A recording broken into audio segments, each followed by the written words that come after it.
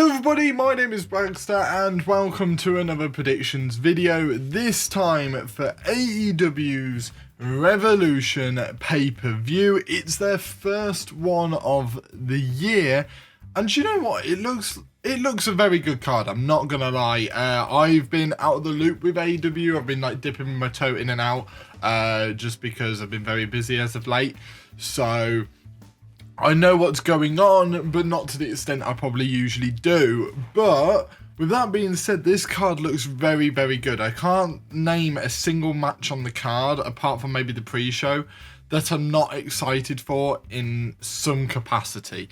I'll probably explain why I am when I get to my predictions for those matches. But yeah, every single match on the main card genuinely excites me in some way, and I like that. But yeah, without further ado, we'll get into the predictions. So first up on the card on the pre-show is Hook versus QT Marshall. Now, obviously, Hook's winning, isn't he? Hook's winning. Hook's going to get his first win on pay-per-view. I think it's just a way to get more eyes on Hook and trying to get him experience in front of bigger and bigger crowds.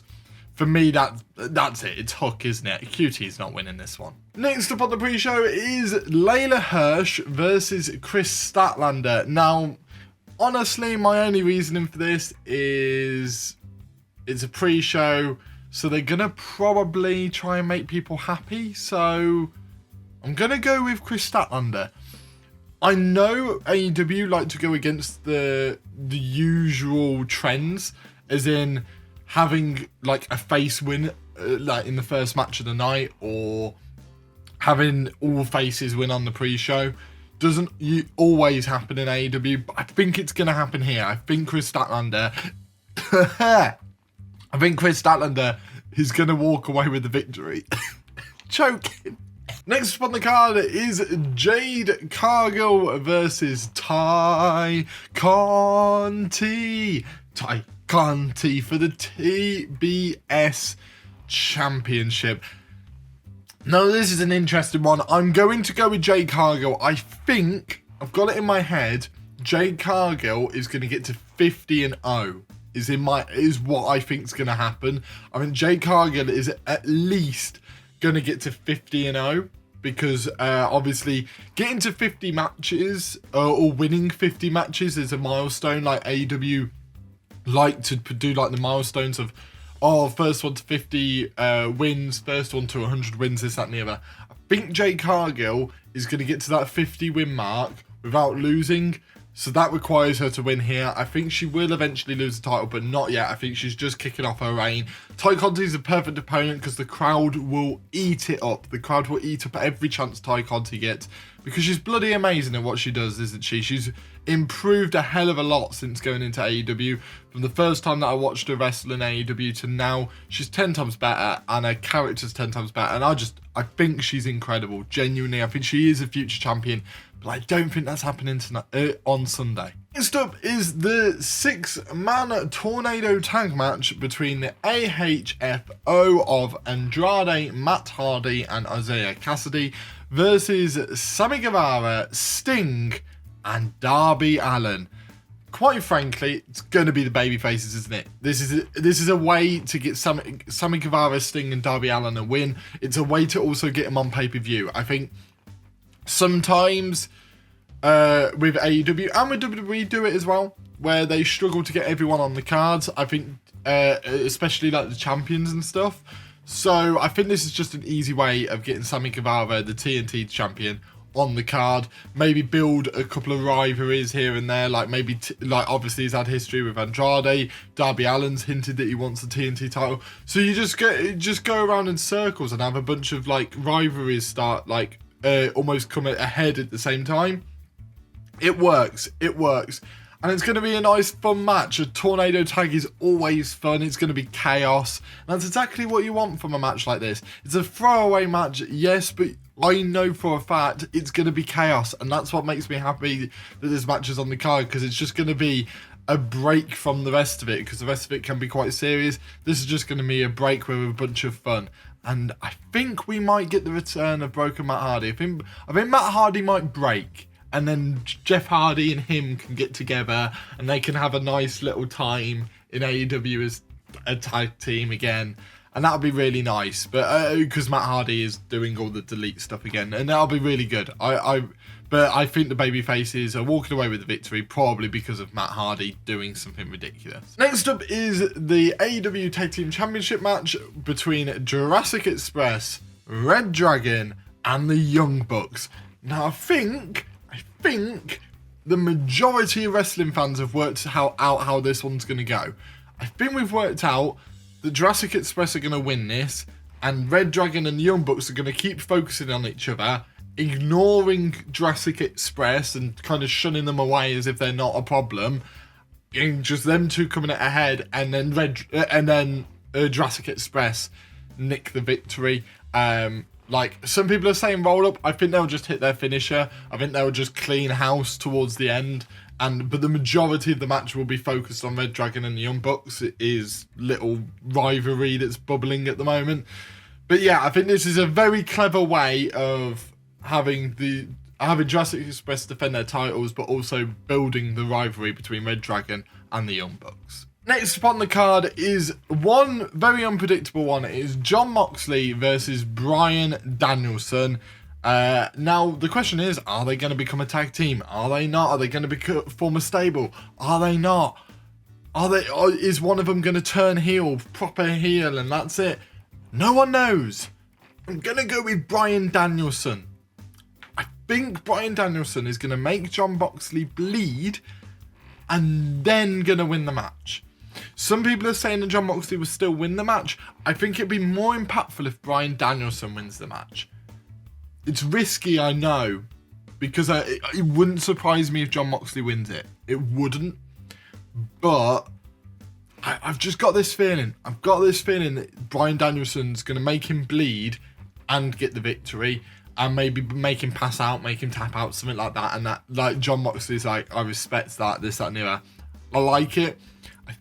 But it wouldn't surprise me if Jon Moxley does get the victory here. Next up is the match between Chris Jericho and Eddie Kingston. And I really don't know. I really don't know who's going to win this, because I want Eddie so bad, but I think that's the point. I think the point is that we're meant to want Eddie, and he's not going to do it. It really bugs me, because I've got this fear. I can't get it out of my head that Chris Jericho's going to cheat to win and go full-blown heel again. I've got that in my head that he's going to cheat to win. And maybe this isn't the last match between Kingston and Jericho.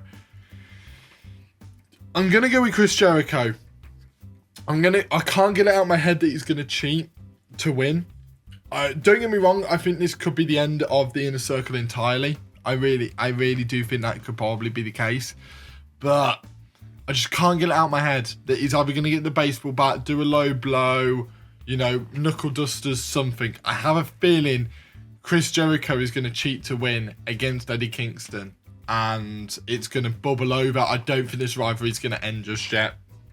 It would end with a Kingston win, I think, if the Kingston part of it is done, but I don't think it is. I think it's just going to bubble over a bit further. You might get like a 3-on-3 match, something like that. I don't really know what's going to happen, but I think Jericho's getting the win here. Next up is the face of the Revolution ladder match for a future TNT title shot. Now, this is a tough one, right? This is a tough one because the competitors in the match are Keith Lee, Orange Cassidy, Powerhouse Hobbs, Ricky Starks, Wardlow, and then it's either Christian Cage or Ethan Page. Now, there are two, right? There's Wardlow and Keith Lee. Those are the two I think are going to win it. I'm trying to think what happens with Sammy Guevara, and it's a really tough one. It's a really tough one because in my head, I've got it that Keith Lee's a main eventer, so are they going to put the TNT title on him? I don't know.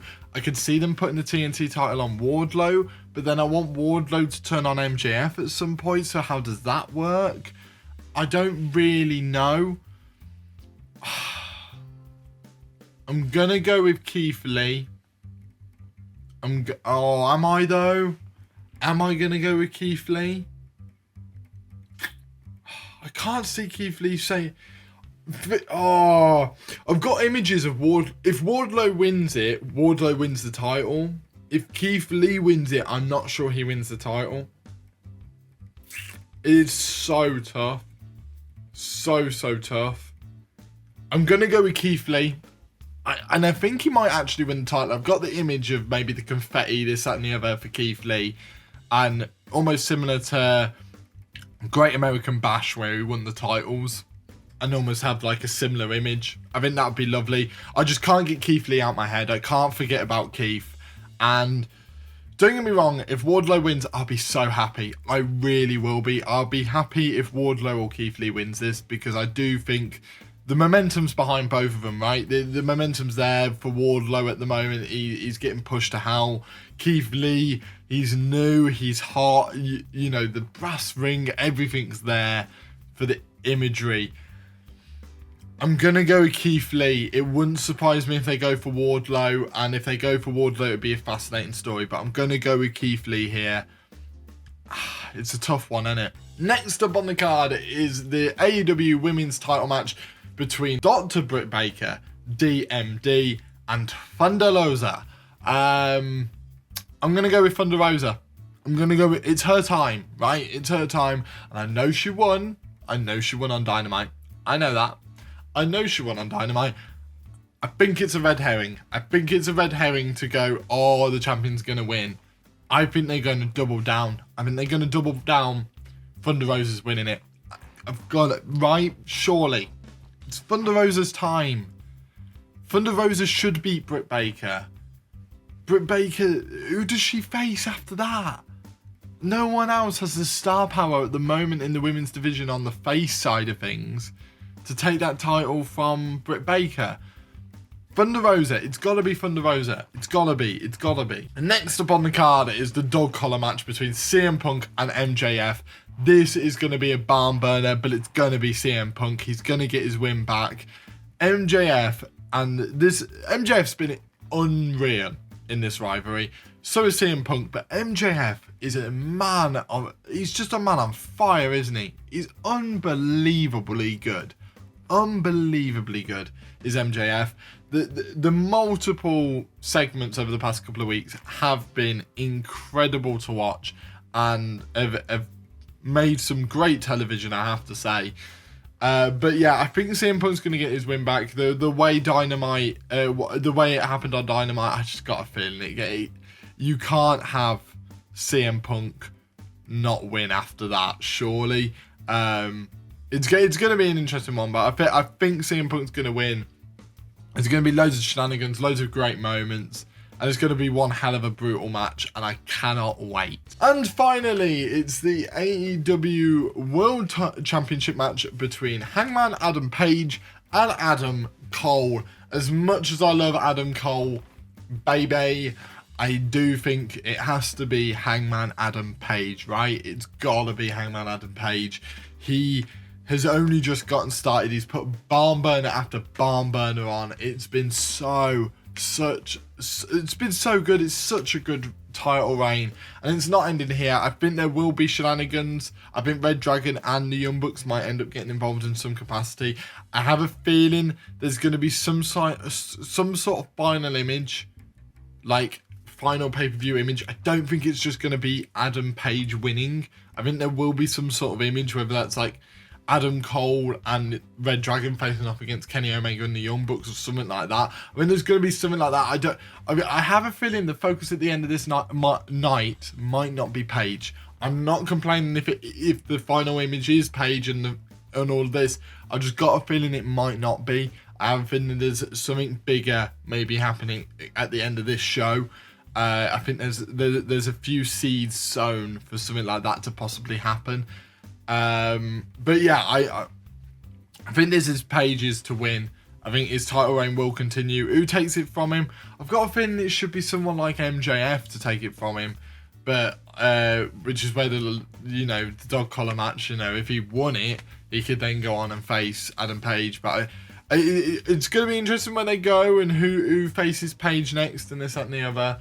But I do feel like it might be MJF to take it off him. I don't really know. We will get to that roadblock when we get there. But I think it's Adam Page walking away with the victory here. And that's it. That's it. Those are my predictions for AEW's Revolution pay-per-view. All 11 matches. There's always so many, isn't there? But I'm very excited for it. I should be streaming it on Sunday evening. That's just going to be an absolute pain. I'm not going to lie. That's just going to be agony to stream. It kind of depends. I'll see how I feel. So do keep up on my Twitter. Do keep up on my Twitter and just check YouTube. It will depend. I really don't know what to do about this one. Because obviously I need to be mindful of the people that I live with as well. So yeah, we'll come to, just keep an eye on my socials and I'll be able to tell you all on there whether I'll be streaming it. Make sure to hit that like button if you do enjoy these videos and these predictions videos. Comment anything down below, and if you're new here, please do subscribe so you do not miss a thing, and I shall see all of you in the next video. See ya!